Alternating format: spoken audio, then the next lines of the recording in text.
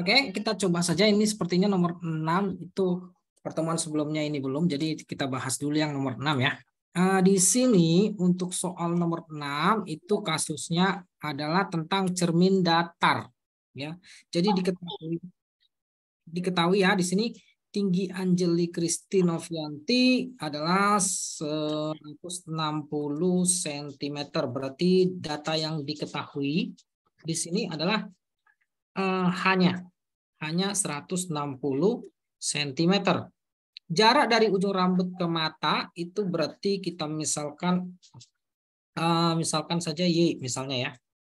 Itu 10 cm. Jika ia ingin melihat tinggi seluruh tubuhnya di dalam cermin datar, berapa tinggi minimum cermin datar yang diperlukan? Berarti di sini yang ditanya, kalau kita pakai persamaan yang di pertemuan sebelumnya, saya simbolkan itu sebagai H minimum, H ya, H besar. Nah, ini yang ditanyakan di soal ini. Kemudian yang kedua yang ditanya itu lukiskan pembentukan bayangan. Nah, ini sebenarnya mirip dengan contoh. Kemarin juga kita sudah bahas ya contohnya. Jadi coba kita ulang kembali contoh soal yang di minggu lalu itu mengenai cermin datar. Di LKS-nya juga itu sudah ada contohnya ya. Sebentar saya coba tampilkan dulu ya. Di halaman berapa itu kemarin?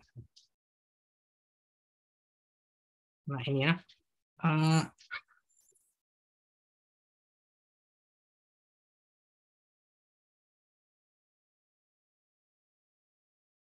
Yang ditanya, nah ini ya, ada contoh di sini seperti soal nomor 3. Jadi nanti kita tinggal tiru saja caranya. Ini ada contoh soal nomor 3 di LKS itu ya. Kalau kita perhatikan untuk di LKS ini, kalau kita lihat ya, Messi bercermin di depan cermin datar. Tinggi Messi 1,6 meter. Nah, tinggi Messi itu disebut sebagai H kalau di contoh ini ya. Kemudian jarak rambut sampai ke mata 12. Ini kemarin kita sudah ralat ya. Ini tuh salah ketik dianya. Ini seharusnya 12 ya. Nah, itu disebutnya D ya. Nah, kalau kita tadi contoh kita tadi itu saya tuliskan ini. H itu tingginya, jarak mata ke rambut itu Y. Nah, jadi kalau kita tiru cara pengerjaan di contoh soal itu ya, saya misalkan saja pakai simbol begini. Tinggi dari ujung kaki sampai ke mata itu saya misalkan saja simbolnya, misalkan simbolnya apa ya? Misalkan tinggi itu boleh pakai variabel ini aja ya. T, misalnya T. T itu adalah ini tinggi total si orangnya dikurangi dengan jarak mata ke rambut Y. Nah, berarti dari sini kita akan dapatkan 160 cm, kita kurangi 10 ya. 10 cm, berarti T-nya itu sebesar 150 cm. Nah, ini kalau kita tiru cara dia ya. Kemudian di situ di contoh ini juga ada jarak CD itu adalah ini panjang minimum cermin yang diminta, itu disebut dia CD. Kemudian di sini ada simbol AE. AE 2 kali AC katanya. Nah, berarti untuk yang rumus yang ini ya, ini boleh kita ganti bentuknya saja ya. Jadi seperti ini. Untuk di soal ini saya misalkan itu H minimum ini yang ditanya ya sebagai A-nya. Berarti saya bisa tuliskan persamaan untuk jawaban di soal ini misalkan begini saja, T kita bandingkan dengan H minimum ya, H minimum. Kemudian ini bisa kita bandingkan jarak A ke E. Nah, kalau jarak A ke E kita lihat di sini ada tidak ini. Jarak A ke E ini tidak seperti itu ya.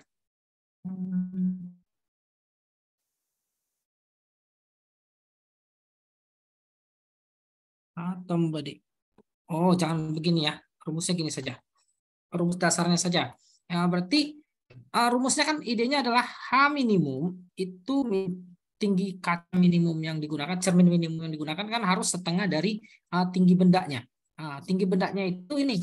Kalau kita lihat jarak mata ke kaki itu T, ya T. Kemudian saya tambahkan saja dengan ini.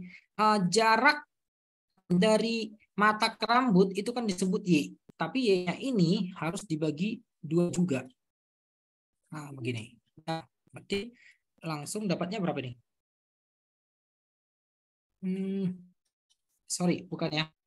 Ini harusnya Y per 2 maksud saya. Ini dibagi 2 lagi ya. Y per 2. Nah, begitu. Ya, tinggal dihitung nih. Setengah dikali 150 ditambah Y-nya itu 10 kita bagi 2. Nah, jadi ujungnya kita dapat setengah. Ini 150 ditambah 5. Nah, berapa nih? Tingginya 80 ya. Seperti Iya. itu sebenarnya. Nah, kalau Bukan idenya 77,5 ya? oh sebentar ya. Idenya berapa nih? Ini 10 bagi 2 5 ya. 5 bagi 2 sorry ya. Ini salah ya. Oh, Iya betul. Yang ini harusnya eh, bukan Y bagi 2 jadinya. iya. Y bagi 4 ya. Oh ya, dari mana Y bagi 4 ini? Eh, Atau gimana caranya ya? Saya 2 kali kerja aja kalau gitu untuk menjabarkannya. Buat begini saja ya. Gini saja ulang ya.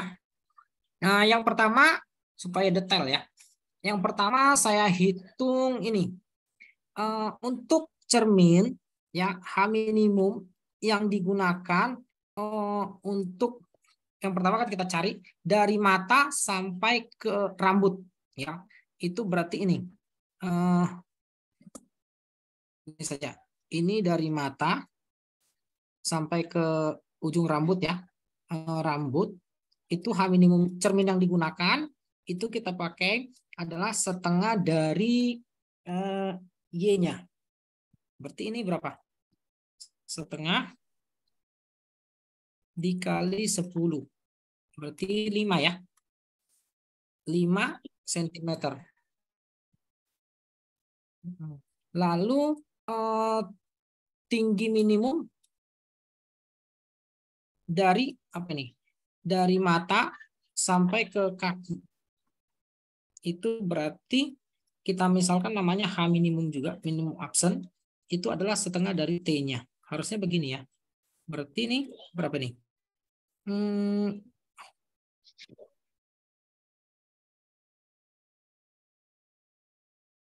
Berapa itu? Setengah T-nya tadi 150 ya.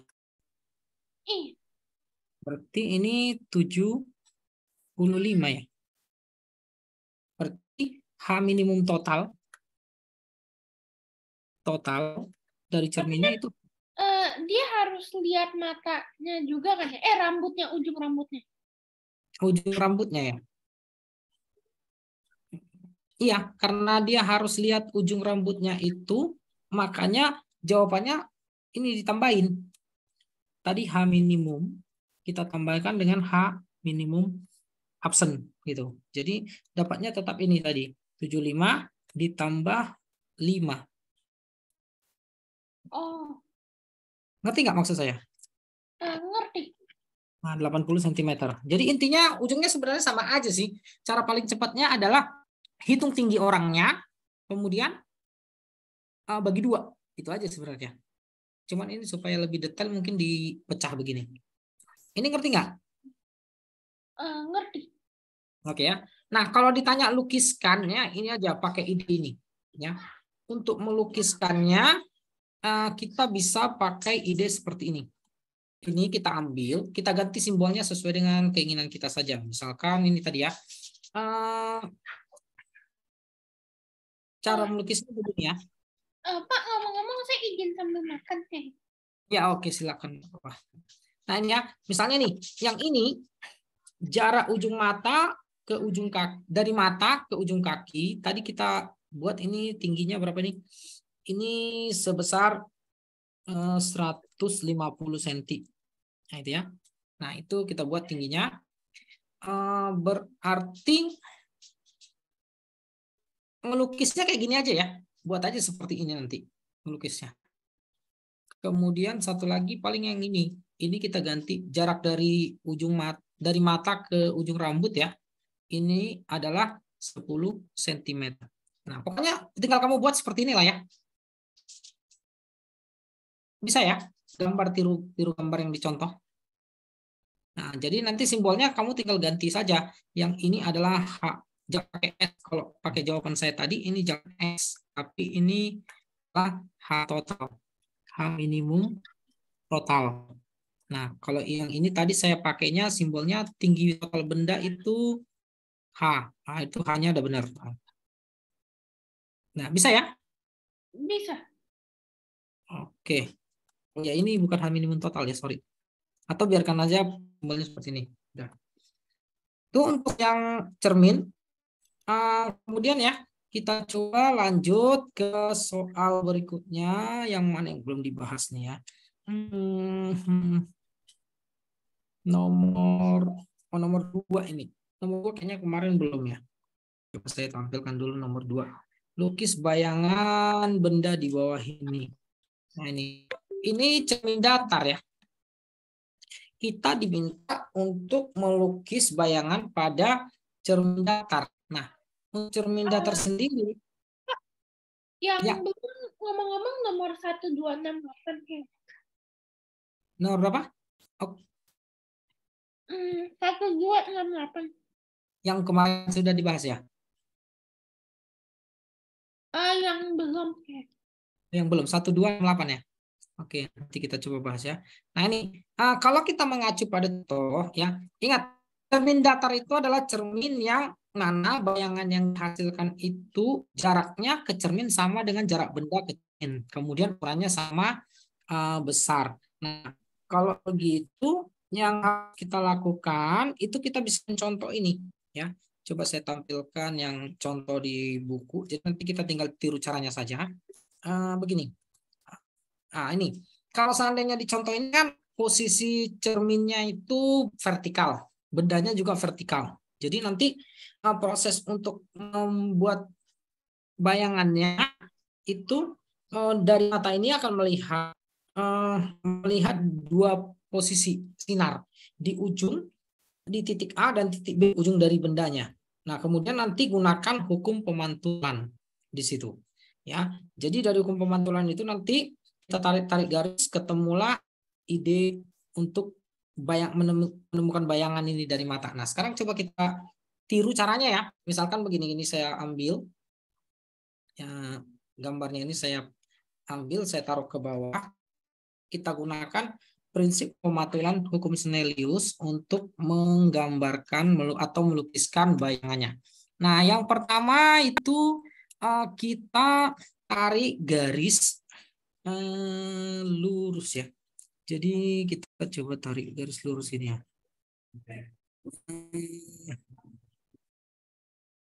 Begini ya, tarik garis lurus ke arah sini. Kemudian ini kita kasih nama sinar seperti ini. Nanti kamu kalau misalnya mengerjakannya harus pakai penggaris ya, biar rapi. Ini tarik garis lurus di sini, kasih ini sebuah sinar. Nah, seperti itu. Kemudian yang harus dilakukan kembali, sinar ini nantinya datang pakai konsep hukum Snellius. Jadi kita cari dulu garis normalnya. Untuk garis normal sendiri yang mana nih?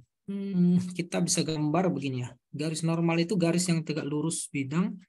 Mungkin seperti ini ya. Tegak lurus. Ini sudah tegak. Kira-kira begini.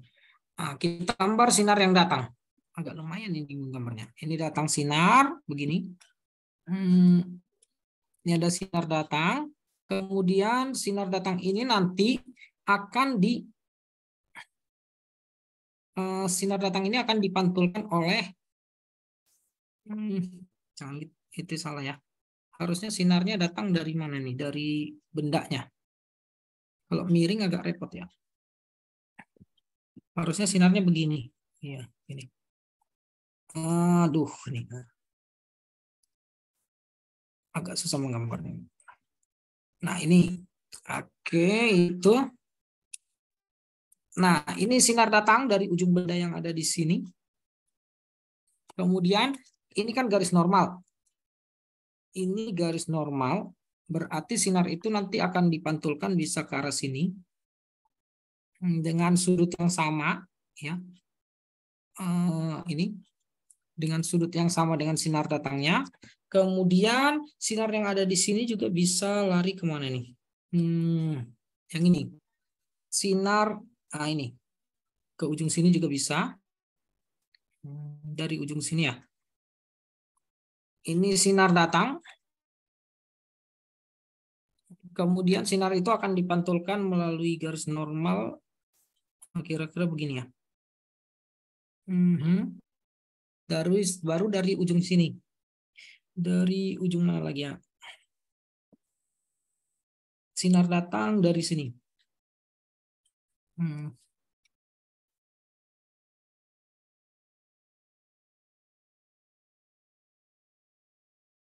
Nah ini ada garis normal di sini. Ini sinar datang. Ya ini tadi sinar pantul ya. Kemudian di sini harus ada garis normal nih. Kita gambar dulu garis normal di sini. Nah ini garis normalnya gini kira-kira. Ini N-nya. Berarti sinar yang merah tadi itu harus dipantulkan. Dipantulkan seperti ini. Ini kurang pas ya. Kurang tegak lurus ya. Membuat tegak lurus harus gimana nih? Tegak lurus itu seperti ini ya. Kira-kira begitulah ya. Itu ngerti ya? Iya. Agak repot menggambarnya nih. Nah, ini pemantulannya nanti di sini. Harus ke mata dia. Coba ini. Anggaplah ini seperti ini. Nah, kalau sudah nanti kita tinggal garis perpanjangan ya. Kalau kita tarik garis perpanjangan dari sinar pantulnya. Sinar pantul ini ya. Ini satu. Terus mana lagi satu ya?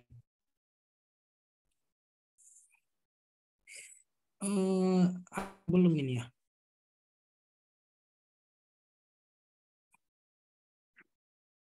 Yang belum itu di mana sih? Oh sini ya. Ini garis. Oh ini nih. Ini udah ketemu nih. Ini. Ini satu. Nah jadi ini saya coba dua ini aja kayaknya udah cukup nih. Dua garis ini. Coba saya buat begini putus-putus ya. Artinya bayangannya. Oke. Nah kalau sudah perpotongan itu akan menghasilkan sebuah benda nanti. Bendanya kira-kira ada di sini. Harus ada satu garisnya. Oh ini garisnya harus diperpanjang ya. Yang hijau ini, yang biru. Satu lagi yang dari bawah harus diperpanjang.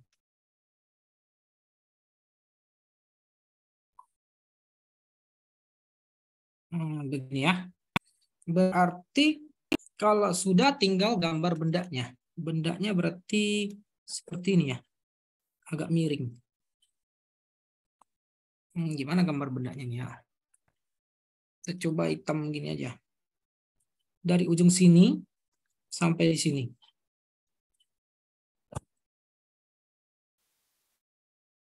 Nah, kira-kira begini.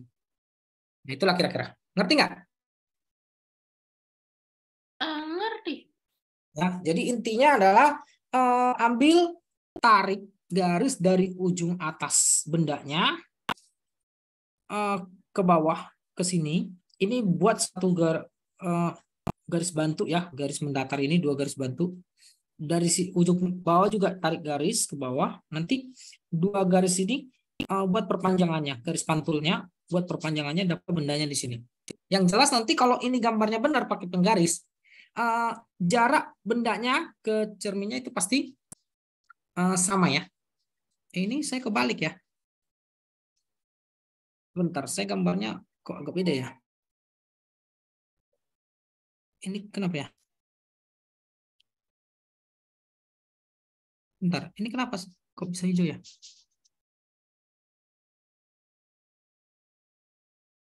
Ya ini kamu yang gambarin ya. Ya tadi posisinya salah ya.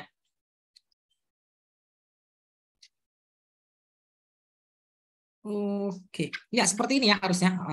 Tadi perpotongannya salah, berarti salah gambarnya di mana itu bentar.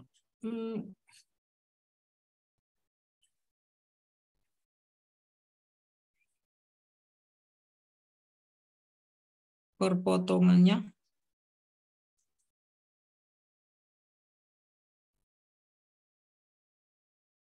ada yang salah ini tadi ya. Ini. Harusnya gambarnya seperti yang kamu buat tadi ya. Harusnya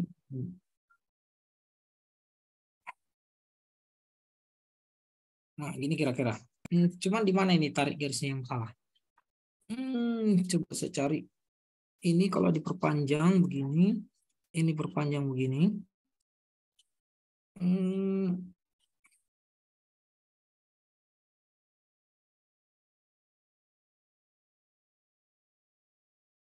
Oh iya, ini saya masih ada yang kurang ya.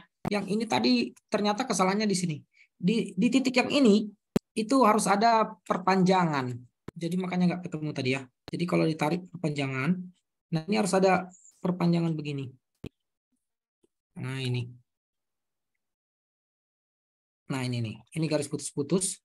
Karena yang ini sinar datang yang ini itu akan dipantulkan ke arah sana kan. Garis normalnya yang sana.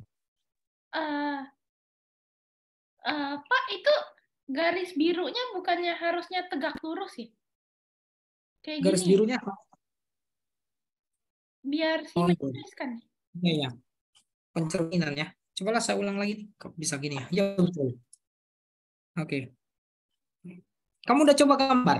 Udah bisa gambar? Coba gambarkan. Oh, iya saya waktu itu sih udah ada coba gambar. Udah ya? Coba saya ambil bukunya dulu. Oke. Ya ini harus tegak lurus ya, sorry. Yang ini yang harus tegak lurus ya.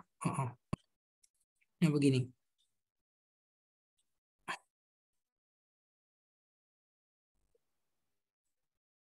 Iya ya.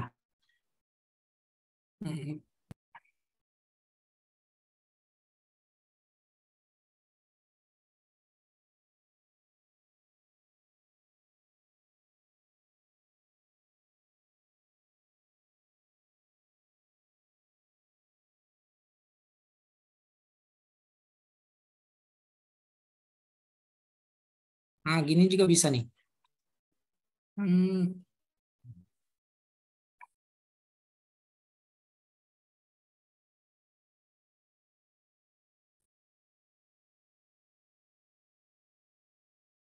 Ya, dua ini aja cukup sebenarnya nih. Ada sinar, bisa gini aja. Misalkan dua ini sudah cukup ya. Ini sinar datang misalnya, ya. Kemudian ini nanti sinar pantulnya. Pakai dua ini aja udah cukup nih.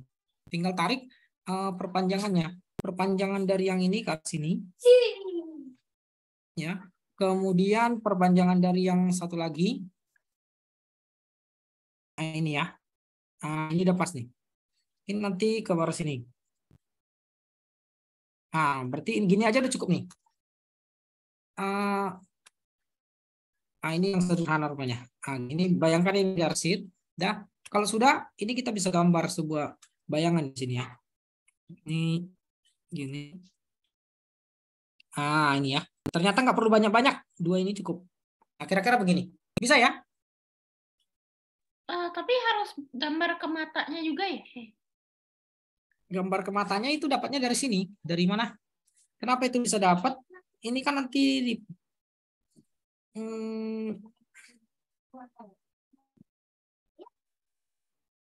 bisa juga dari sini ya. Dari mana? Ada sinar datang menuju ke mata bisa lewat sini nih. Nah, misalnya ini. Yang ini ya. Yang coklat ini akan dipantulkan ke mata. Ya bisa nih. Nah, ini misalnya sinar datang menuju ke mata dipantulkan ini bisa ya. Karena di titik ini juga ada garis normal. Ya. Di sini ada garis normal. Dan begitu. Baru kalau kita lihat dari belakang juga dari ujung bawah ya. Gini.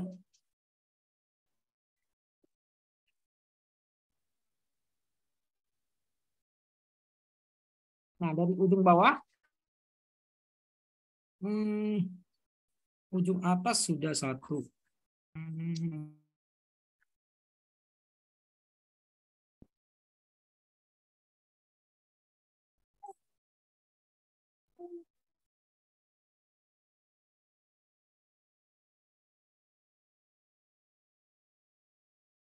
Nah, ini nih. Ini juga bisa nih. Ini sinar datang, ini sinar pantul, yang di sini garis normal. Nah, ini. Dah. Terus kalau kita tarik garis, yang ini garisnya, yang ini coba perhatikan ya. Yang hitam ini bisa juga seperti ini. Nanti ini kalau kita tarik garis kepanjangan, ini pasti ke sini. Nah, ini. Kan pas nih. Kalau ditarik garis lurus, ketemu di ujung sini. Satu lagi, yang coklat ini, kalau kita tarik garis lurus ke arah sini, ini pas nih. Dah ya. Salah satu solusinya ini ya. Ini pas nih. Ngerti nggak nih? Udah bisa ya? Bisa. Oke ya, kira-kira gitu. Jadi intinya kalau untuk seperti ini harus bisa menggambar sih. Oke, coba kita soal yang lain ya. Kalau ini sudah. Nomor 1 belum. Nomor 1 belum ya? Kemarin bukannya. Nomor 1 yang mana? 1 kemarin bukannya sudah ya? 168 yang belumnya. Ini. Tapi 6 tadi udah deh. Sudah ya. Oh ini ya. Nah ini kayak tadi juga bisa seperti ini. Cermin datar juga ya.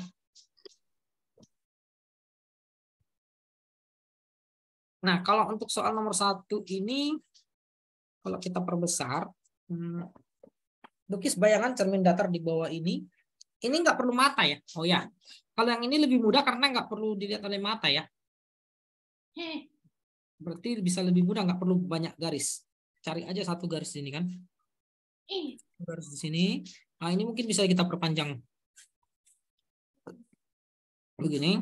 Satu lagi gambar garis di sini. Nah di mana ini ya? Nah seperti ini. Nah kemudian kita datangkan sinar. Misalnya sinarnya warna biru saya buat. Nah sinarnya misalnya datang ke arah mana ya? Dari ujung ini, dari ujung atas itu dia ke misalkan sinarnya datang ke mana ya? Ke sini. Ke sini. Nanti sinar ini akan dipantulkan. Pantulkannya ke arah mana? Itu ke arah sini misalnya. Ya, jadi kalau digambar yang ini begini, ini sinar pantulnya. Kemudian saya pakai yang warna kuning dari sini. Misalkan ada sinar datang ke sini. Ini sinar datang, tentunya itu akan dipantulkan. Jadi seakan-akan garis yang merah itu kita anggap sebagai garis normalnya. Dua ini saja untuk gambar ini lebih mudah ya, karena nggak ada mata, nggak perlu digambar. Nah, seperti ini saja. Nah, tinggal buat perpanjangannya saja ini. Jadi yang ini kita buat perpanjangannya, garis yang biru ini. Buat perpanjangannya sampai sini. Nah, itu. Baru yang kuning tinggal tarik garis dari sini.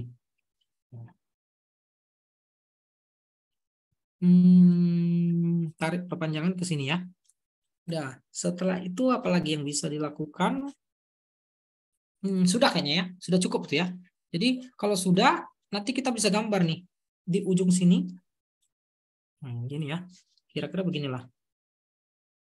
Nah, nanti akan ada Seperti ini. Bisa? Bisa. Jadi nggak perlu banyak kayak tadi karena ini nggak perlu ada matanya. Oke? Oke.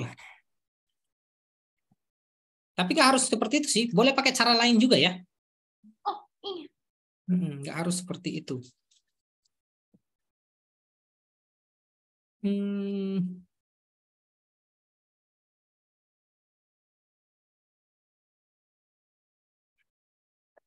8 belum ya kemarin? Belum. Oke.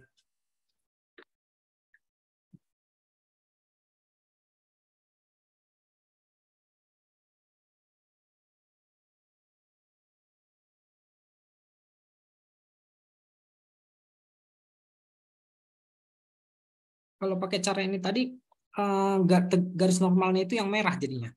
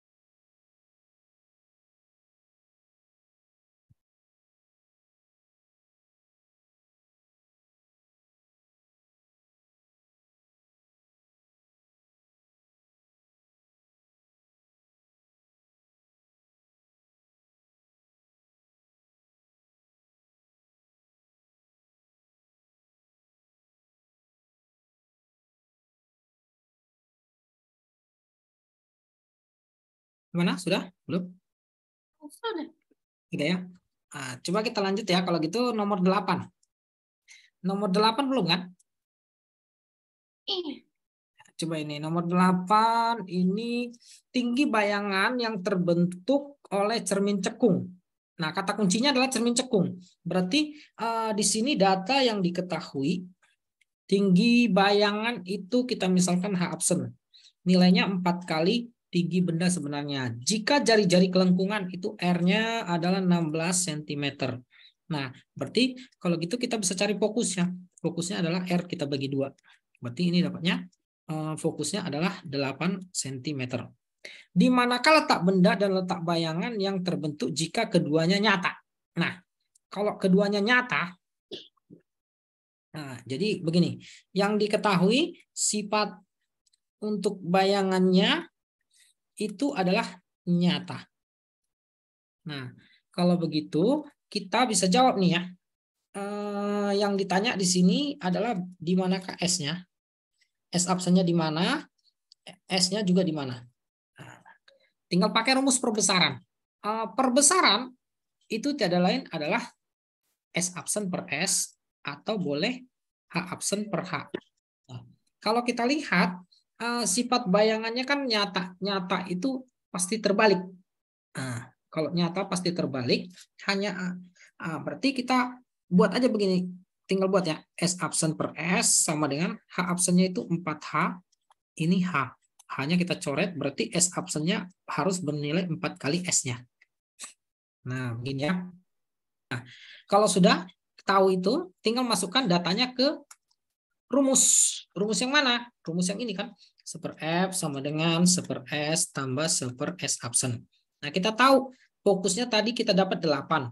Nah, terus ini 1/S, ini kita tambah 1/4S. Nah, berarti 1/8 sama dengan, ini berarti 4/4S tambah 1/4S. Berarti ini sama saja dengan 5/4S. Nah, berarti kalau kita kali ini berarti berapa nih? 4S sama dengan 5 kali 8 itu 40. S-nya adalah 40 bagi 8 bagi 4 ya.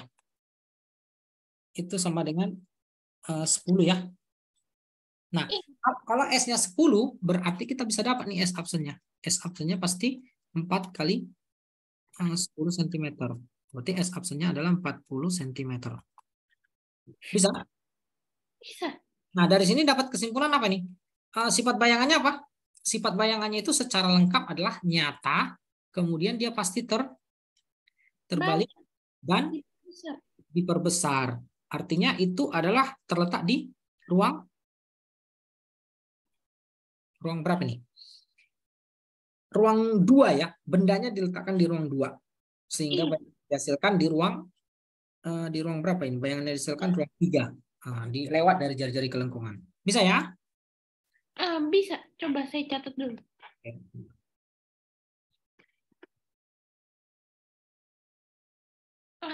Mungkin boleh dikeatasin bagian atasnya Siap, kurang siap. kelihatan. Sebentar ya. Ini.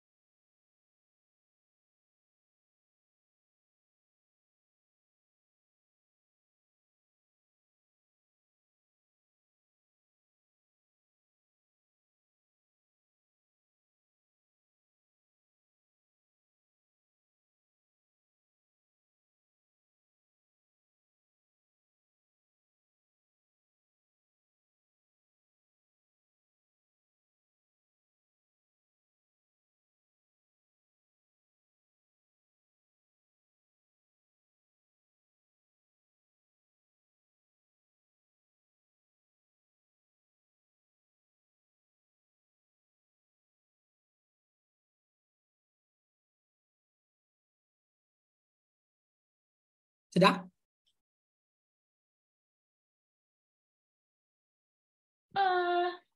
Sebentar. Oke.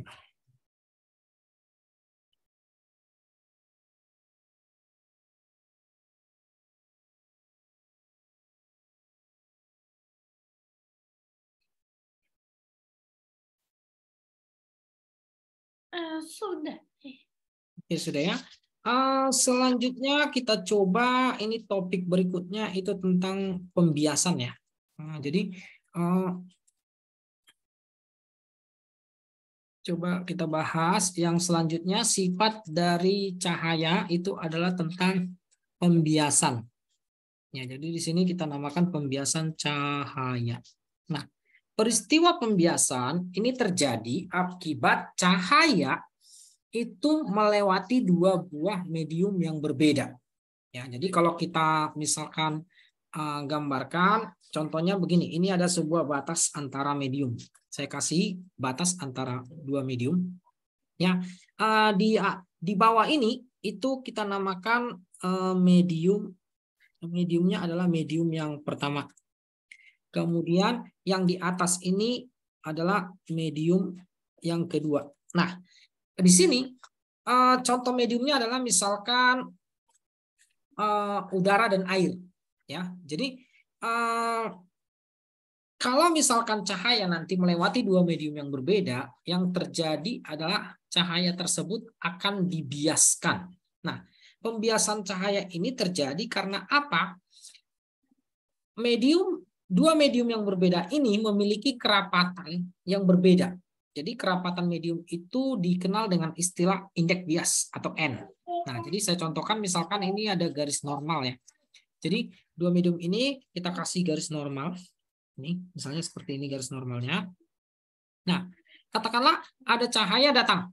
Misalnya cahaya itu datang dari medium yang kedua itu misalkan kita misalkan saja ini udara. Ya. Kemudian medium yang pertama yang di bawah ini misalkan saja air. Nah, yang terjadi adalah udara dengan air kerapatannya itu air yang lebih rapat. Nah, konsekuensinya apa? Konsekuensi yang terjadi adalah kita bisa lihat di gambarnya. Misalnya ya, ini tadi yang hijau adalah garis normal. Ketika cahaya datang dari medium udara, ya, misalkan membentuk sudut tertentu terhadap garis normal.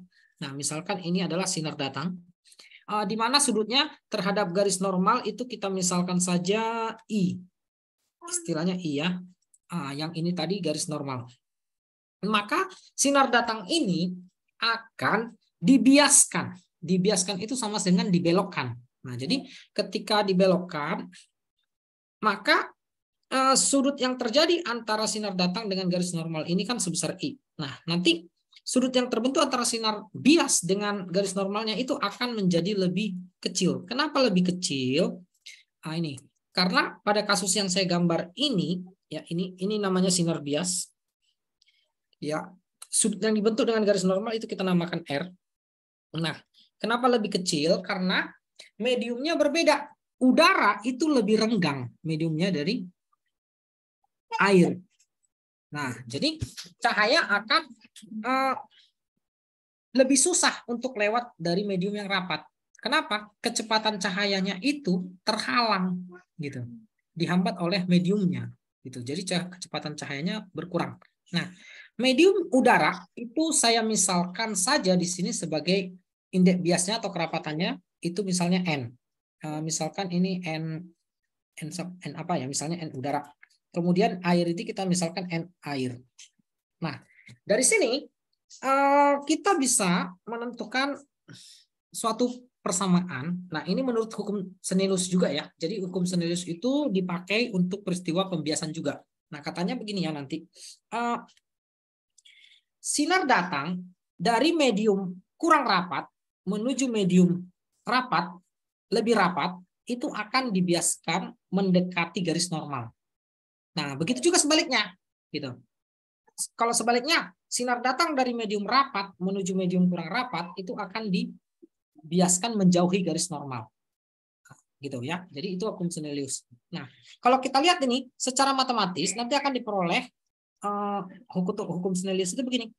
Indeks bias medium udara dikali dengan sin dari sudut yang dibentuk antara sinar datang dengan garis normal, ini akan sama dengan indeks bias dari air atau Na saya namakan di sini dikali dengan sin dari ini R, sudut yang dibentuk antara sinar bias dengan garis normal. Nah, ini adalah salah satu bentuk persamaan hukum Snellius.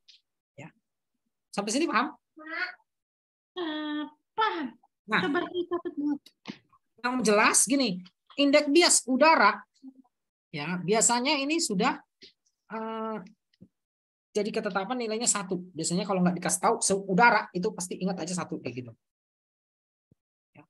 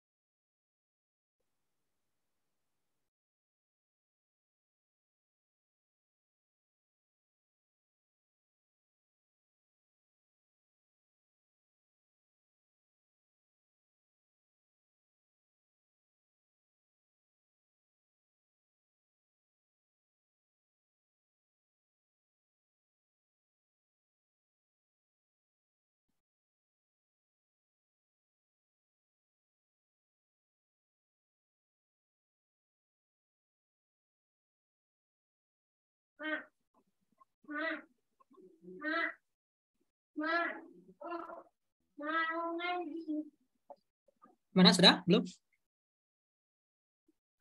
Sebentar. Sudah ya? Oke. Nah, jadi kalau kita lihat, kenapa? Saya masih nyatet. Oh ya, sorry.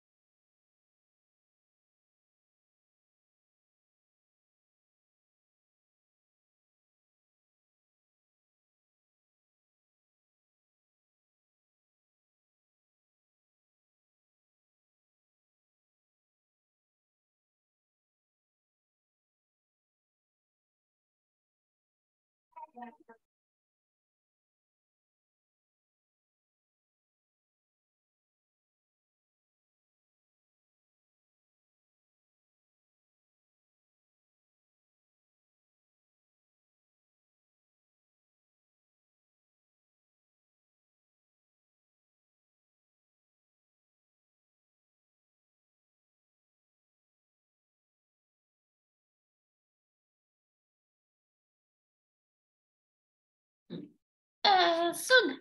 Ya sudah ya. Oke. Nah, jadi kalau kita lihat di buku kan seperti ini ya. Saya coba jelaskan juga. Inilah yang hukum Snellius untuk pembiasan ya. Jadi kalau kita lihat di gambar begini. Ini ada garis normal. Misalkan kita buat posisi kertasnya ini layar yang putih itu sebagai bidangnya ya. Terus yang tegak lurus dengan bidang itu namanya garis normal. Terus kita letakkan dua buah medium ya, satu medium udara, satu medium air di antaranya itu.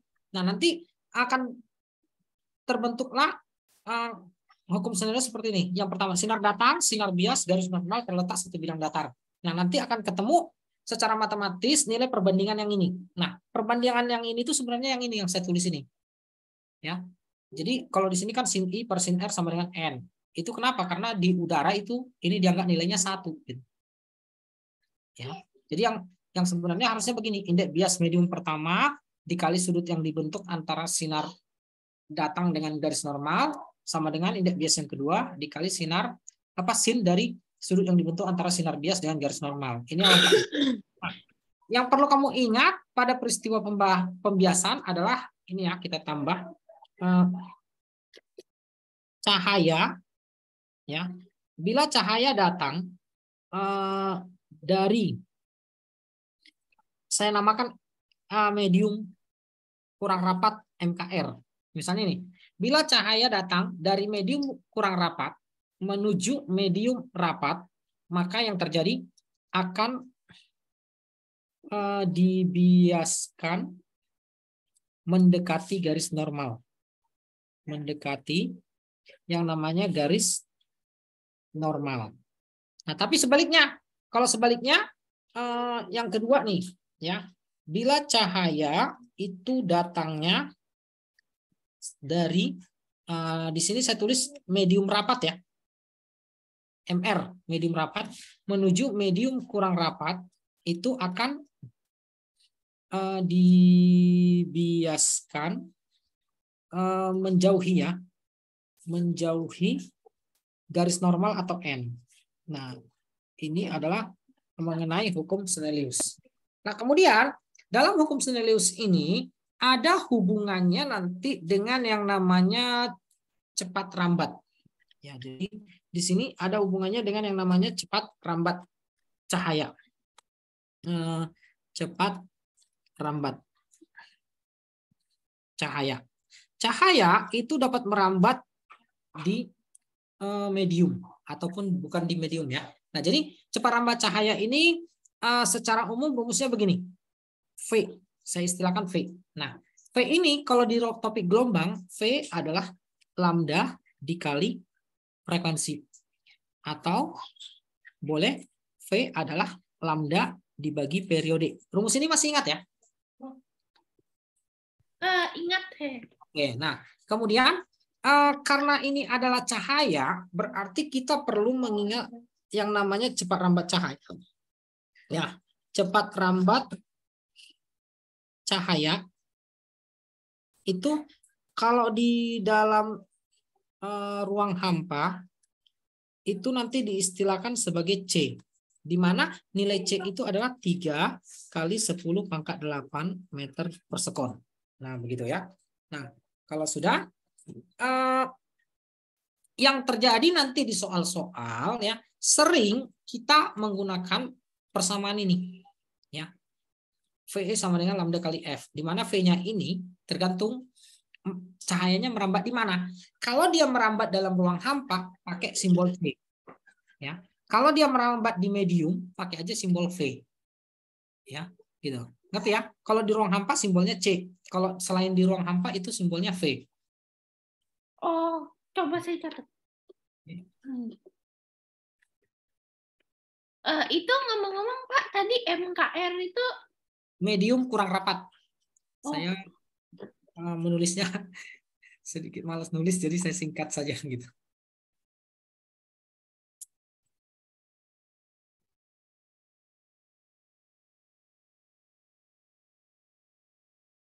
Kalau MR itu medium rapat.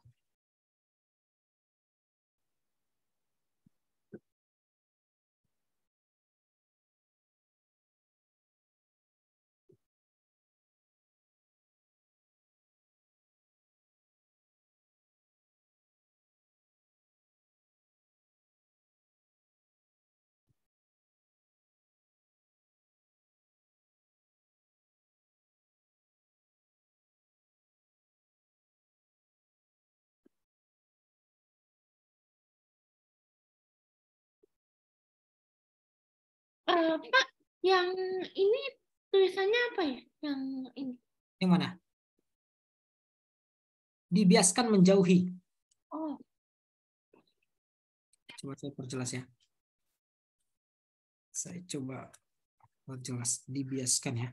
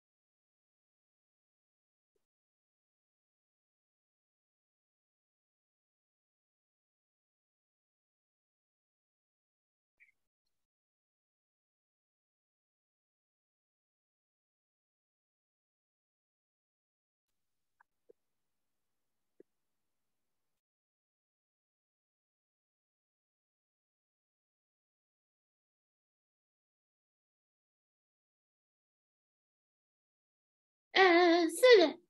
Ya. Nah, sekarang kita coba lihat di sini.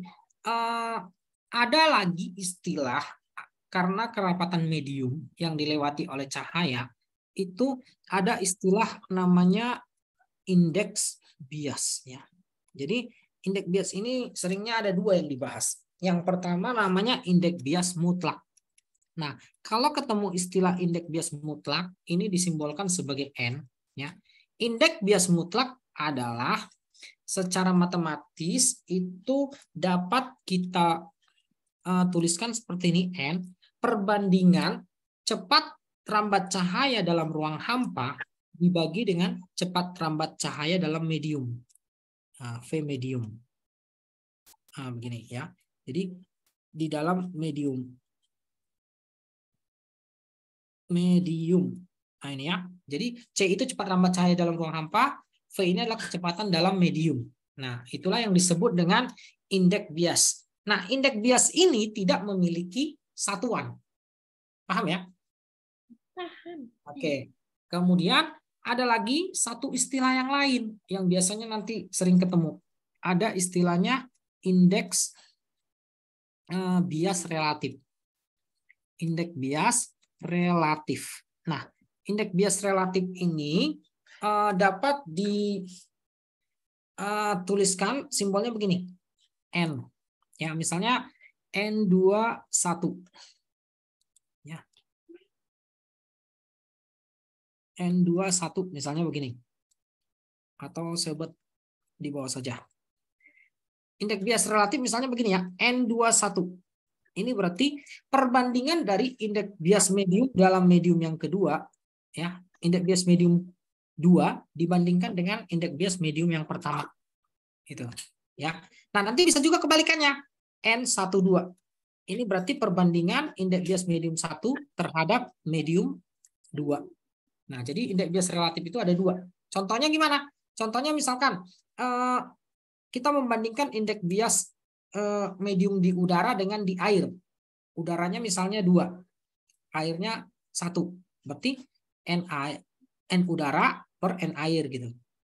Atau dibalik, N air, indeks bias medium air terhadap udara. Tinggal dibalik saja. Siapa yang disebutkan pertama kali taruh di atas indeks biasnya. Gitu saja. Ngerti? Oh, oke. Oke, nah sekarang kita kembali ke rumus ini. Ya, di rumus ini coba kita perhatikan di sini ya. Saya coba turunkan supaya nanti bisa dipahami cara menurunkan rumus ini. Tadi ada rumus yang ini ya. Saya sengaja contohkan ini pakai indeks bias udara dengan air. Nah, contohnya. Cahaya ketika merambat di udara itu dianggap merambat dalam ruang hampa. Ya. Paham ya? Nah, berarti ini punya udara, indeks bias udara. Nah, perbandingannya begini. Kalau di udara, kita lihat rumusnya nih. Indeks bias mutlak itu N ya. Nah, di rumus ini, N-nya ini bisa kita ganti. Ya, N-nya ini, indeks bias ini, kan berhubungan dengan yang namanya cepat rambat cahaya ketika merambat di udara ya. Nah, jadi boleh kita buat seperti ini. Ini jadi C dikali dengan sin I. Yang ini jadi V air dikali dengan sin R. Begitu.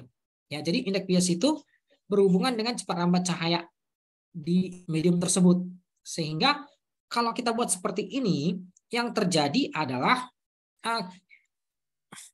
kasusnya adalah frekuensi cahaya ya ketika melewati medium yang berbeda, medium yang berbeda itu akan selalu tetap. Nah, gitu ya. Jadi karena frekuensi itu selalu tetap, maka nanti yang berubah itu di persamaan yang ini ya. Di persamaan ini kalau kita lihat frekuensi di persamaan ini nanti kan selalu tetap. Artinya V dengan lambda ini akan berbanding terbalik atau berbanding lurus maksud saya. Berbanding berapa nih? V dengan lambda berbanding lurus ya. Jadi nanti variabel di rumus ini V-nya ini selalu tetap, tidak berubah. Tapi V dan lambdanya bisa berubah-ubah. Nanti kita akan coba lihat di soal ya. Lebih bagusnya ke soal. Yang penting ingat ya, frekuensi itu selalu tetap ketika melewati medium yang berbeda. Nah, ini lebih enak kalau kita langsung ke contoh soal deh ya. Coba kita lihat soal latihannya saja langsung ya. Untuk soal latihannya ini halaman 223 ya. Coba kita bahas saja uji pemahamannya ya. Langsung ke contoh soal nomor 1 dan 2. Nih ya, kita coba bahas soal nomor 1. Diketahui indeks bias mutlak. Nah, nomor 1 itu yang diketahui datanya adalah indeks bias mutlak. Tadi indeks bias mutlak kaca ya. Berarti N. Kita simbolkan indeks bias itu N. 1,5. Nah, kemudian cepat rambat cahaya di udara itu C. C-nya ini 3 kali 10⁸ meter per sekon.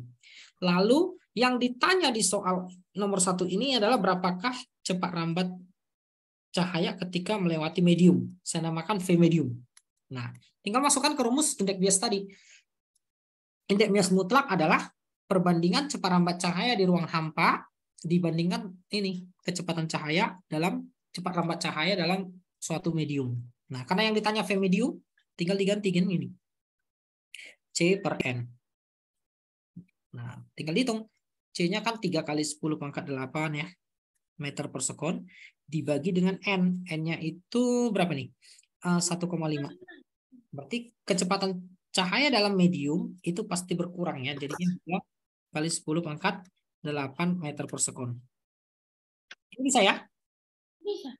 Oke. Nah, selanjutnya untuk soal yang kedua. Soal yang kedua ini diketahuinya cepat rambat cahaya dalam alkohol. Nah, alkohol itu berarti medium. Ya, berarti data yang diketahui cepat rambat cahaya dalam suatu mediumnya alkohol itu adalah sebesar 2,21 dikali 10 pangkat 8 meter per sekon. Nah, yang ditanya adalah tentukan indeks bias mutlaknya N. Nah, di sini datanya kurang 1, yaitu cepat rambat cahaya dalam ruang hampa, yaitu C. Nah, kalau nggak disebutkan di soal, kita harus ingat nilai C-nya. Cepat rambat cahaya dalam ruang hampa itu harus ingat ya, 3 kali 10 pangkat 8 meter per sekon. Nah, harus seperti ini ya. Nah, kalau sudah, tinggal dihitung saja. Kan rumusnya N sama dengan C per V medium. Berarti kalau gitu N-nya adalah 3 kali 10 pangkat 8 kita bagi dengan 2,21 kali 10 pangkat 8. Nah, ini berapa nih? Coba saya bantu pakai kalkulator. 3 bagi 2,21 itu sekitar 1,357. Nah, ini ya. N-nya. Tanpa satuan. Ini bisa ya? Bisa. Oke. Nah, selanjutnya coba kita lihat soal berikutnya nomor 3 ya. Soal selanjutnya nomor 3 kita lihat ini apakah masih soal pembiasan ya. Oh, ternyata masih. Nah, ini. Cahaya dari udara menuju ke salah satu medium. Ya, ingat, indeks bias udara itu kalau kita buat ya di sini diketahuinya indeks bias udara itu 1 ya, harus ingat. Berarti cahaya ini datang dari medium yang kurang rapat menuju medium yang lebih rapat. Ciri-ciri medium yang lebih rapat itu indeks biasnya besar. Nah, berarti cahaya akan dibiaskan mendekati garis normal. Artinya kecepatan cahayanya itu melambat ya. Nah, berarti ingat tadi kan tadi sudah ada ya. Kita sudah bahas apa? Berdasarkan hukum Snellius ya, biasanya ini disebut hukum Snellius yang kedua. Cahaya berarti cahayanya itu datang dari mana? Dari medium kurang rapat ya. Kurang rapat. Ini menuju medium rapat. Medium rapat. Medium rapat. Nah, berarti yang terjadi akan dibiaskan mendekati garis normal atau N. Nah, yang paling mendekati garis normal yang mana? Sudah pasti yang indeks biasnya lebih besar, yaitu yang nomor 4. Ngerti? Ngerti. Ya. Jadi otomatis jawabannya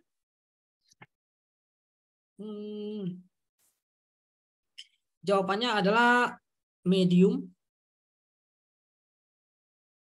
Mediumnya pasti kaca flinta ya. Flinta. Karena apa? Pembiasan manakah yang mendekati garis normal? Berarti jawabannya adalah pembiasan pada medium kaca flinta. Karena apa? Alasannya karena N-nya N kaca Flinta itu paling besar. Nah, itu ya. Paham ya? Paham. Oke, jadi itu alasannya karena ini hukum Snellius mengenai datangnya cahaya. Selanjutnya kita coba lihat soal berikutnya itu nomor 4 ya. Nih, ini melukis-lukis ini harus pakai penggaris ya. Ada soal melukis nih saya lihat. Coba diketahuinya apa saja ini? Kita coba baca dulu. Pak, nomor 3-nya saya belum catat. Oh, belum catat. Mau catat dulu ya. Oke. Ya. Jadi alasannya tinggal buat begini ya. Indeks bias udara itu lebih kecil daripada indeks bias kaca lintah. Nah, gitu. Ya. Hal ini menyebabkan atau dibuat begini aja ya. N udara itu lebih kecil daripada NC air.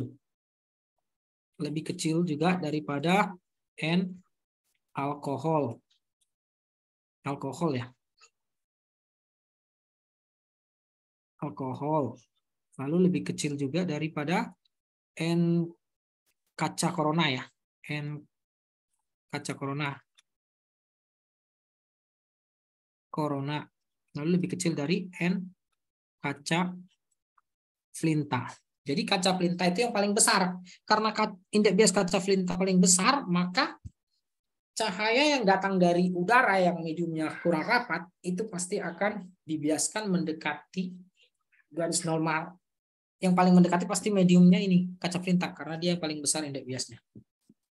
Oh. Karena makin susah cahaya lewat, intinya begitu. Iya.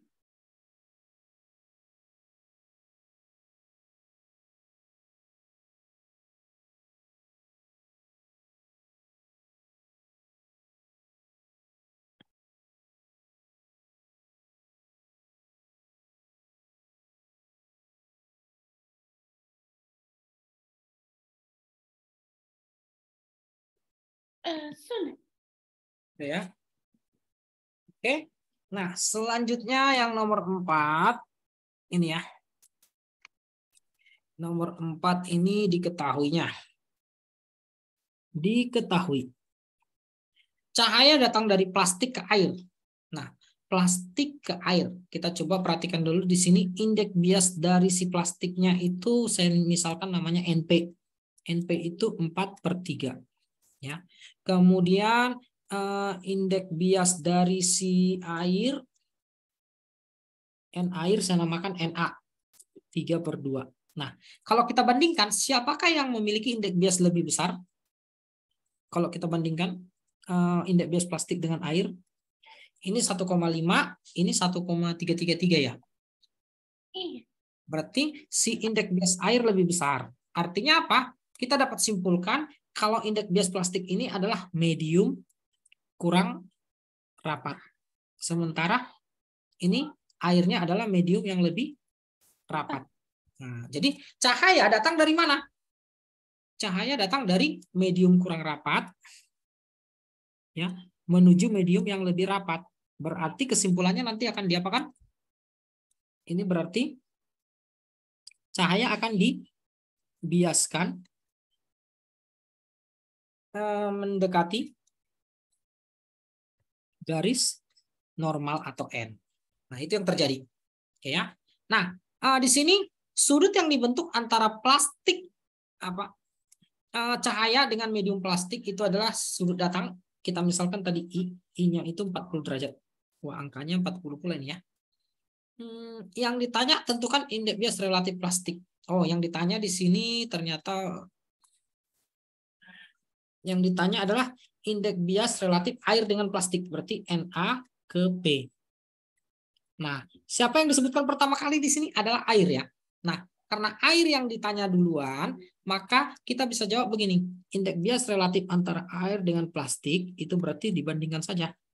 Na yang disebutkan duluan taruh di atas. Bandingkan dengan NP. Nah, berarti Na-nya 3/2, yang di bawahnya 4/3. per 3. Tinggal kali silang ya. 3 per 2 kali 3 per 4 ya. Ini sama dengan 9 per 8. Paham ya? Nah, kemudian itu yang ditanya yang pertama. Ditanya yang kedua, lukiskan jalannya pembiasan cahaya dan tentukan sudut biasnya.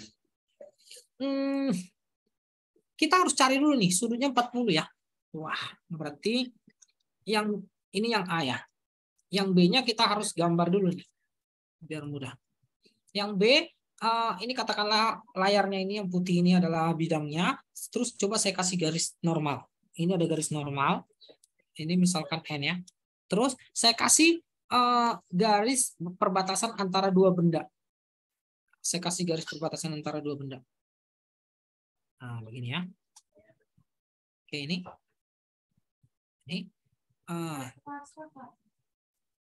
Oke.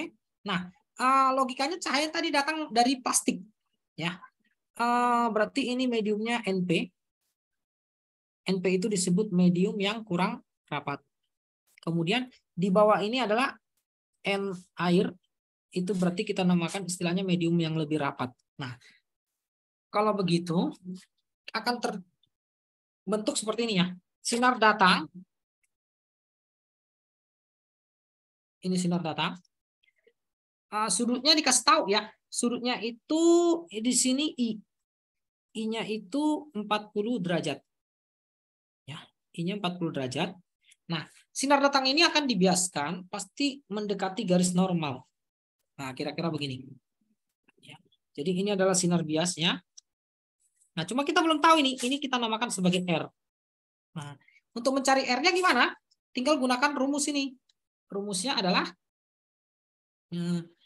NP, indeks bias medium plastik, dikali dengan sin I, sama dengan indeks bias medium air, dikali dengan sin R.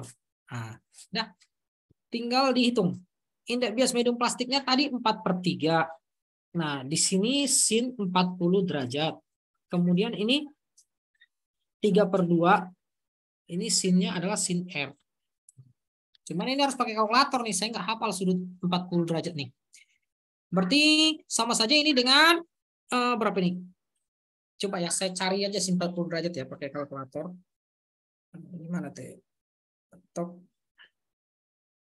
Sin 40 derajat. Sin 40 itu 0,6. Nah, saya dapat data begini. Saya cari pakai kalkulator, sin 40 derajat itu nilainya adalah saya pakai 0,6. Tanpa dibulatkan ya, jadi 0,6 saja. 0,4 saja. Gini, 0,64 ya. Nah, jadi tinggal dimasukkan nih. 4/3 dikali dengan 0,64 sama dengan 3/2 sin R. Nah, berarti kalau gitu sin R-nya tiada lain adalah ini. 2 kali 4 itu 8. 3 kali 3 itu 9. Dikali dengan 0,64.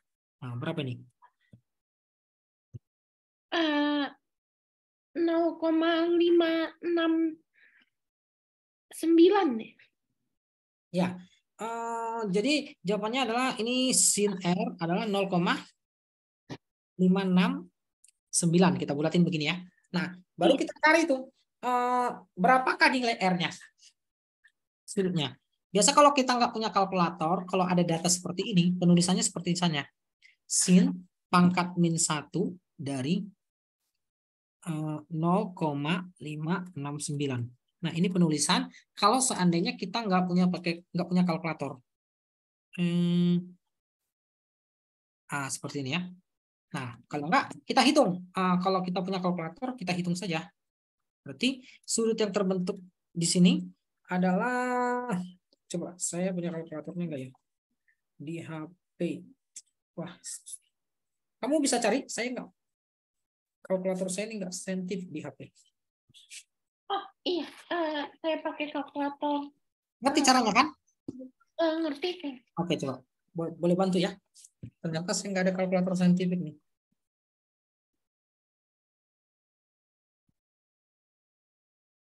Itu pasti di sekitar di bawah 30 derajat tuh. Karena kalau 30 derajat kan sin 30 di bawah 40 derajat ya. Sin 37 0,6. 34,6805221. Nah, berapa? 30?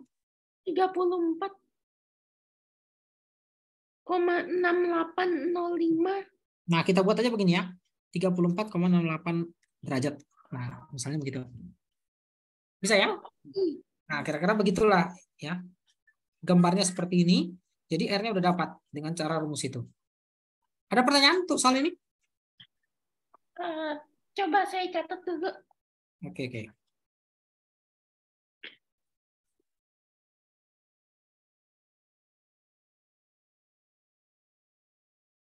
Kalau gini kelihatan?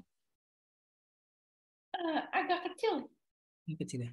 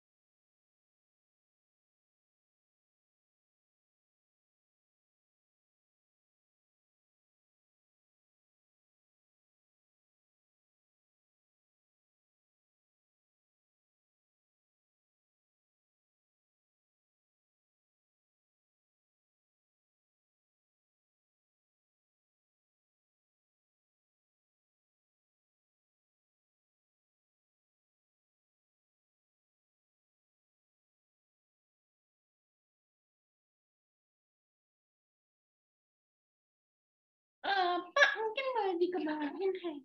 Oke, siap.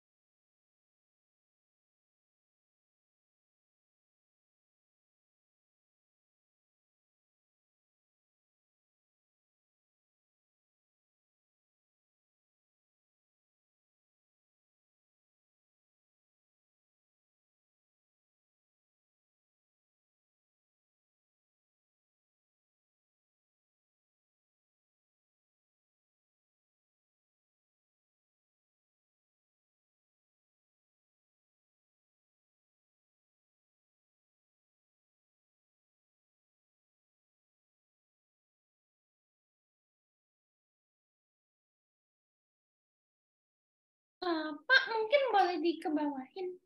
Siap. Oke ya.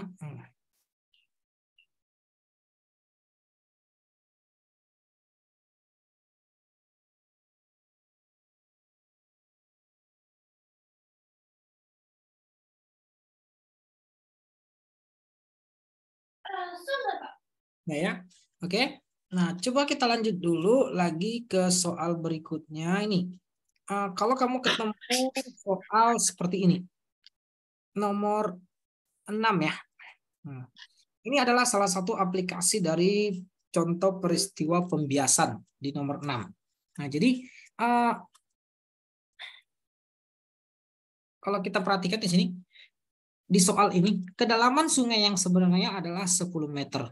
Jika indeks bias mutlak air sungai adalah 3/2, berapakah kedalaman sungai yang terlihat oleh current yang berada di tepi sungai?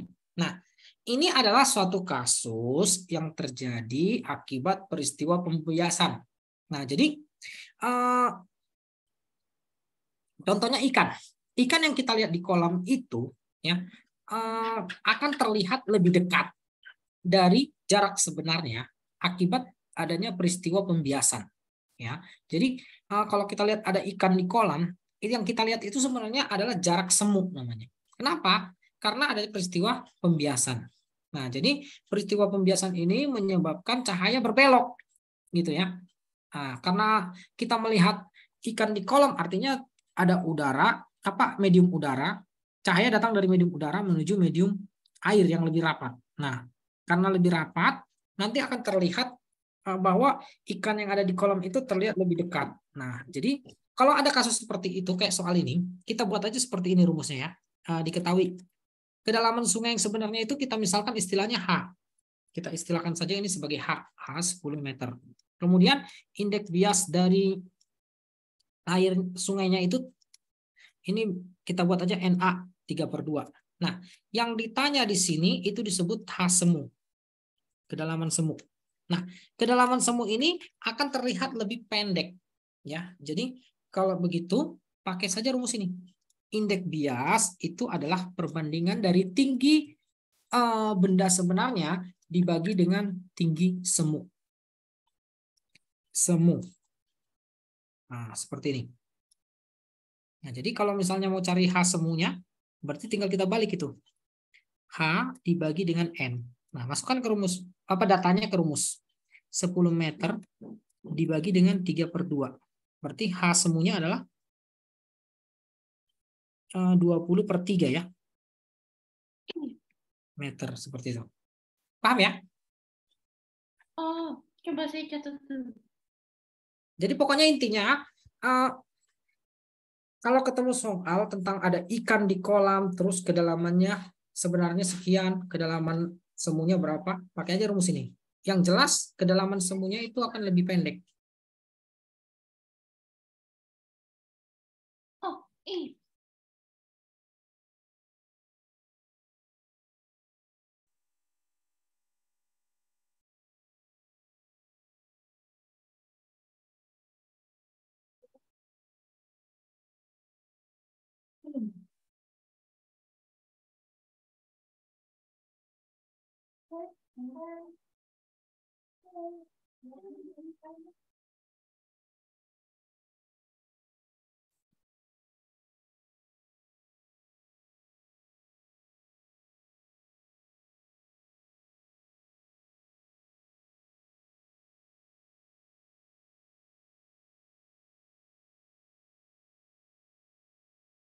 Sudah.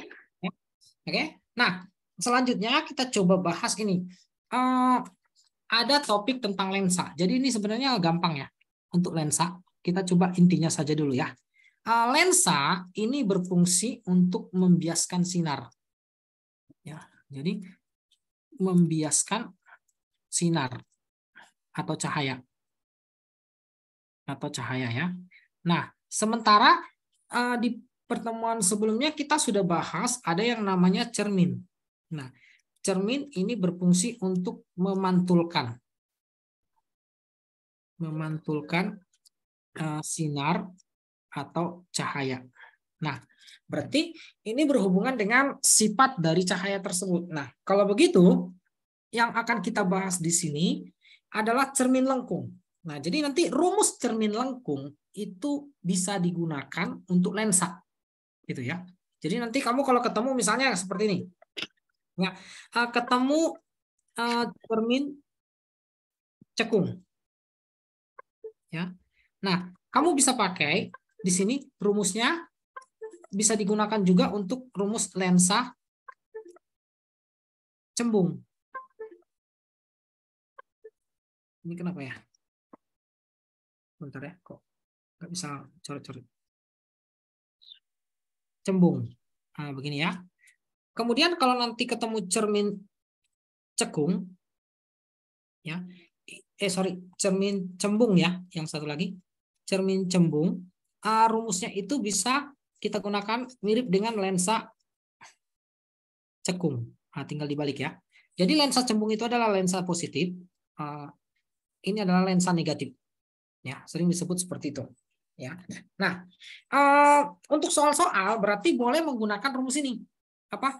Kan ada rumus 1/F sama dengan 1/S tambah 1/S absen. Kemudian perbesaran adalah S absen per S. Atau boleh H absen per H. Seperti ini. Ini paham ya? Jadi maksud saya adalah rumus yang digunakan untuk cermin cembung dan lensa itu bisa pakai ini. Paham ya? Nah, nanti kita langsung ke contoh soal aja dulu ya.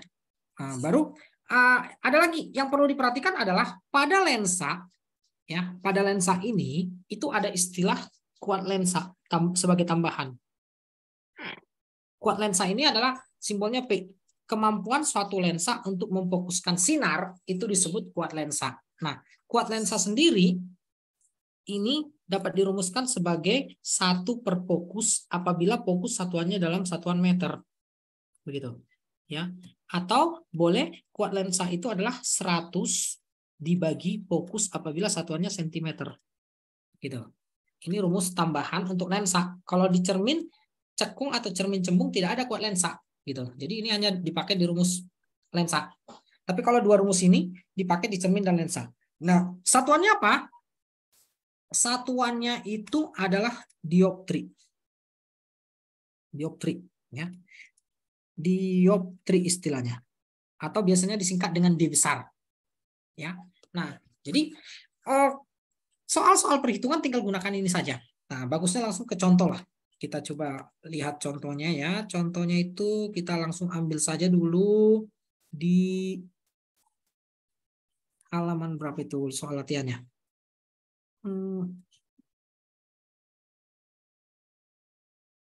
Masih jauh ke ini ya.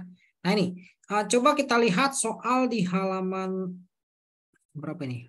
Soal nomor 1 di uji pemahaman lah di soal di LKS itu ya. Saya mulai dari yang ini. Nah, jadi kita coba hitung-hitungannya ya, untuk teorinya belakangan kita bahas sambil membahas soal nanti teorinya kita bahas. Oke, coba nomor 1 misalnya nih.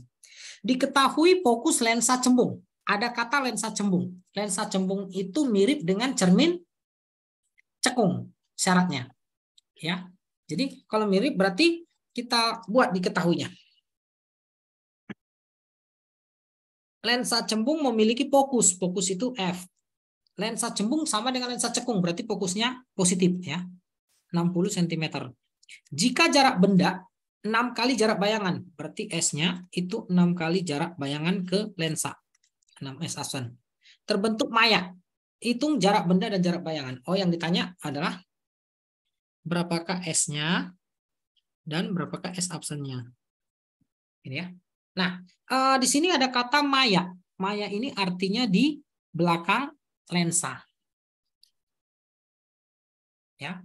Jadi di belakang lensa. Nah, jadi kalau misalnya kita mau buat contohnya begini, ini ada sumbu utama. Saya buat sumbu utama. Nah, menggambarkan sebuah lensa itu biasanya cuma pakai garis begini. Ya. Jadi kalau ada gambar garis begini, garis terus dikasih di atasnya tanda positif, itu artinya lensa. Nah, lensa ini punya 2 fokus ya. 1 di sini fokusnya. Ini 2 kali fokusnya. satu lagi di sebelah sini. Ini fokus, ini 2 kali fokus. Nah, kalau kita lihat, bendanya itu diletakkan berarti di sini. Ya, benda diletakkan di sekitar sini. Agak jauh ya. Karena 6 kali fokus berarti di belakang. Nah, ini sama. Dia punya ruangan. Ya, jadi karena dia mirip dengan cermin cekung, kan lensa cembung mirip dengan cermin cekung, berarti ada ruangannya. Ruangannya begini. Tinggal buat aja. Ini di antara pusat lensa, ini O, ke fokus itu ruang 1. Ini ruang 2, ini ruang 3. Nah, ruang 4-nya ada di sini. Di belakang. Ya. Jadi ini adalah yang hitam depan lensa, ini adalah belakang lensa. Nah, karena mirip dengan cermin cekung, berarti bendanya ada di ruang berapa? Ruang 3 ya. Jadi kalau kita lihat, benda ini ada di ruang 3 di sini. Bendanya. Ruang 3, berarti bayangan pasti di ruang berapa? 2 ya? Sebentar, sorry. Ini bukan di ruang 3 ya, salah-salah. Fokusnya 60. Oh, nggak bisa gitu ya. Cari dulu ininya. Sebentar. Cari dulu pakai rumus. 1/F sama dengan 1/S tambah 1/S absen. Coba kita hitung dulu ya. Ini berarti 1/60 sama dengan 1/S ditambah 1/. Nah, kalau dia maya, bayangannya maya ya. Maya itu menyatakan kalau S absennya itu harus negatif. Paham? Paham. Ya. Nah, kalau S absennya harus negatif, berarti di sini kita harus tulis berapa itu? Min 6S. Gitu. Ngerti ya? Ngerti. Nah, kalau coba kita hitung. 1/60 sama dengan 1/S dikurang 1/6S. Berarti ini berapa nih? Ini 6/6S. Berarti 6 kurang 1, 5 ya. 1/60 itu sama dengan 5/6S. Berarti S-nya adalah 50. Paham? Paham. Nah, lalu dari sini kita bisa cari S absennya pasti min 6S. Berarti min 6 dikali 50 cm. Berarti berapa nih? Min 300 cm. Paham? Paham. Nah, sifat bayangannya apa? Kita lihat. Bendanya 50 cm. 50 cm itu ternyata di ruang 1. Bayangan pasti di ruang 4. Ini. Nah, ruang 4 itu yang mana? Ruang 4 itu semua yang ini ya. Semua bagian yang di sini itu, yang paling bawah ini, itu ruang 4. Kalau bendanya di depannya ini, kalau depannya sebelah kiri. Ya, paham? Paham. Oke, nah seperti itu kira-kira ya. Jadi ingat aja, idenya mirip dengan cermin cekung kalau lensa cembung. Ada pertanyaan untuk yang ini? Tidak. Oke ya. Nah, kemudian coba kita cari lagi. Tadi kita sudah bahas lensa cembung. Coba kita cari soal lensa cekung nih. Saya cek dulu ya, nomor 5 coba. Ya. Nah, sekarang kita coba lihat nih. Lensa cekung itu lensa yang mirip rumusnya dengan cermin cembung. Artinya sifatnya cuma satu, sama sifatnya semua untuk lensa cembung ini. Ya, nggak ada yang beda. Kalau lensa cembung tadi sifatnya bisa beda-beda, tergantung posisi benda. Kalau ini nggak, sifatnya sama semua, sifat bayangannya. Nah, coba kita buat diketahuinya ini. Diketahui ada kata lensa cekung. Lensa cekung ini tadi saya bilang mirip rumusnya dengan apa? Cermin cembung. Artinya fokus, jari-jari kelengkungan, dan S absennya harus bertanda negatif. Paham? Paham. Nah, berarti diketahuinya apa? Di sini mempunyai fokus, berarti fokusnya sudah pasti min. Jika perbesaran bayangan yang terjadi adalah, nah M-nya adalah 0,6. Ya, yang ditanya jarak benda. S-nya berapa? Kemudian S absennya berapa? Nah, berarti kita tinggal masukkan ke persamaan. Persamaannya apa? Ini dari M-nya saja. M adalah S absen per S. Nah, berarti S absen itu tidak lain adalah M kali S. Nah, S absennya adalah 0,6 kita kali dengan S gitu. Nah, tapi ingat syaratnya tadi. Karena dia lensa cembung itu mirip, idenya mirip dengan cermin cembung, fokus R dan S absennya harus negatif. Maka di sini kita kasih tanda negatif. Paham? Paham. Oke, nah kalau sudah masukkan ke rumus. Rumusnya apa? Rumusnya ini. 1 per F sama dengan 1 per S ditambah 1 per S absen. Nah, 1 per F-nya tadi berapa itu?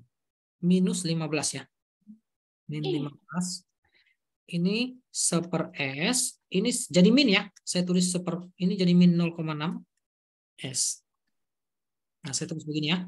Nah, saya buat lagi gimana nih? 1 min 15 ya. Begini. Yang ini 0,6 ini jadi 10 ya. 10 per 6. 10 per 6 berarti ini 6 per 6. 6 kurang 10 itu min 4. Min 4 per 6S. Saya tulis begini mengerti?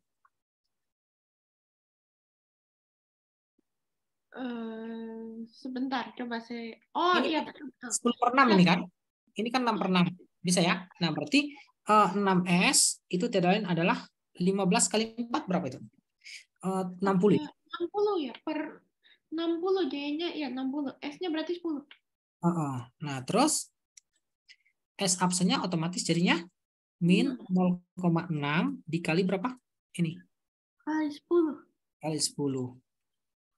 Berarti S absennya min 6 cm. Paham? Iya. Nah, kesimpulannya apa? Sifat bayangannya pasti diperkecil ya. Iya. Oke. Nah, sampai sini ada pertanyaan untuk soal ini? Coba saya catat dulu sih. Oke ya. Nah, jadi ingat aja mirip dengan cermin cekung. Jadi kita ini sebenarnya ini ada dasar teorinya. Dasar teorinya adalah di lensa itu kan terjadi pembiasan. Nah, itu berlaku juga 3 sinar istimewa, tapi kita belum bahas itu. Ya, mungkin di pertemuan selanjutnya kita akan bahas 3 sinar istimewanya. Cuman ini kita mengerjakan soal itu ada triknya. Ada yang lebih cepat. Yaitu ingat aja cermin cembung idenya mirip dengan lensa cekung. Berarti kalau cermin cembung idenya mirip dengan lensa cekung gitu ya. Iya.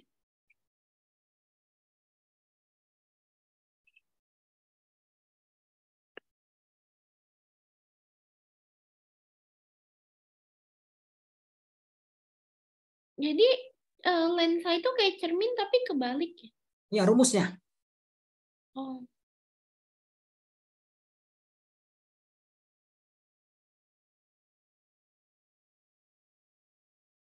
Pak, mungkin boleh di ke bawah.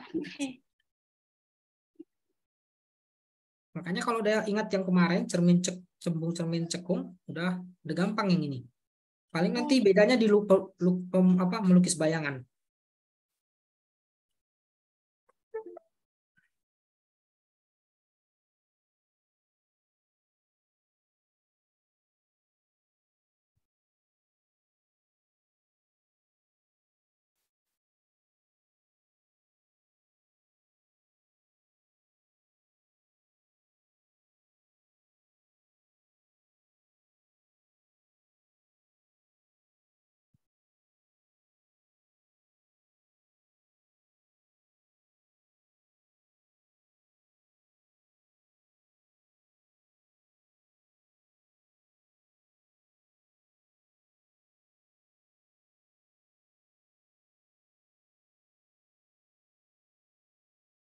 Sudah. Ya sudah ya. Nah, coba kita bahas lagi ini soal yang tanpa melukis dulu ya, saya cari. Soal nomor 6. Ya. Ya. Jarak benda ke bayangan yang terbentuk dari lensa cekung. Lensa cekung berarti idenya mirip dengan cermin cembung. Ya kan? Berarti fokus jari-jari kelengkungannya sama S absennya negatif. Nah, kalau begitu diketahui di sini jarak benda ke bayangan yang terbentuk dari lensa cekung adalah jarak benda ke bayangan. Jarak benda ke bayangan itu berarti S tambah S absen itu nilainya 4,5 cm. Ngerti ini ya? Ngerti. Perbesaran yang terjadi itu adalah 0,4 dari ukuran bendanya. Hitung fokusnya. Nah, yang ditanya di sini adalah fokusnya berapa. Nah, tinggal kita pakai rumus perbesaran dulu. Perbesaran kan ini S absen per S. Dah, berarti S absen per S. Berarti S absennya itu otomatis 0,4 dari S-nya, tapi itu tandanya negatif. Paham ya? Paham. Nah, masukin ke rumus 1/F. 1/F sama dengan 1/S tambah. Kalau saya tulis begini, ngerti nggak? Ini saya kasih tanda negatif. Fokusnya kan harus negatif, S absennya juga harus negatif. Oh, iya. Nah ya, dari sini kita bisa cari data apa? Min 1/F sama dengan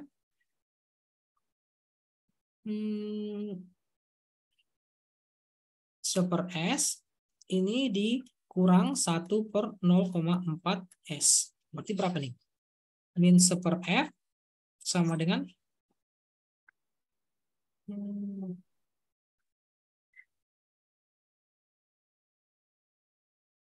berapa nih? 10/4, 4 min 6 ya?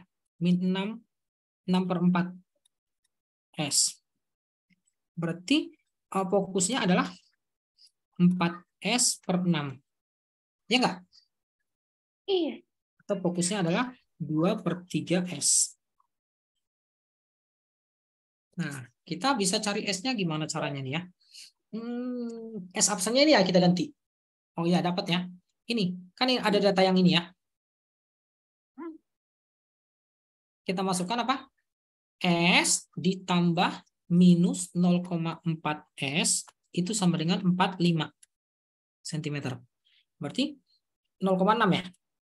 Iya. 45 cm. Artinya S-nya berapa?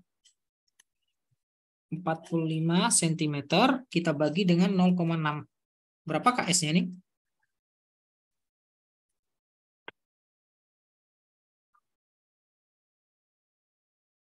Harus 50 bagi 6 ya? Coba saya hitung. 5 ya? Harus 50 bagi 6? 75. Nah, kalau sudah ada, dapat nih fokusnya. Fokusnya adalah 2/3 dari 75. Berapa itu? Pak, itu bukannya sama dengan 4,5 cm? Mana? Oh, sorry. 4,5 ya? Coba saya cek dulu. Iya, 4,5. Ya, oh iya. Berarti kalau 4,5 ini berarti 7,5 ya? Iya. Udah berapa itu? Jadi 5 ini. 5 ya? Oke. Jadi fokusnya 5, tapi harusnya tandanya apa? Negatif? Nah, kalau misalnya ada bendanya, berarti fokusnya negatif. Tapi kalau cuman kita melihat fokusnya dari lensa cekungnya, itu 5. Gitu. Paham ya? Paham. Oke. Sampai sini ada yang ingin ditanyakan? Kayaknya ini sudah jam 6 ya. Tadi agak... Oke, mungkin sampai sini dulu ya untuk pertemuan kali ini ya. Ada yang ditanyakan sebelum kita ini akhiri? Tidak. Oke, berarti kita bakal ketemu lagi tanggal berapa? Tanggal 3 ya, kalau nggak salah. Iya. Kita sambung di tanggal 3 saja ya, kalau begitu ya. Oh, oke. Sampai jumpa di pertemuan selanjutnya ya. Sebentar, Pak. Tanggal 30 kan? Oh iya. Hah? Kemarin tanggal 3 kalau nggak salah bilangnya. Tapi lihat 30 Oh iya ya, lihat nanti lah ya. Oke. Nanti saya coba lihat tadi. Oke. Oke.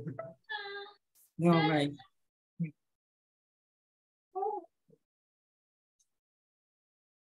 Nah,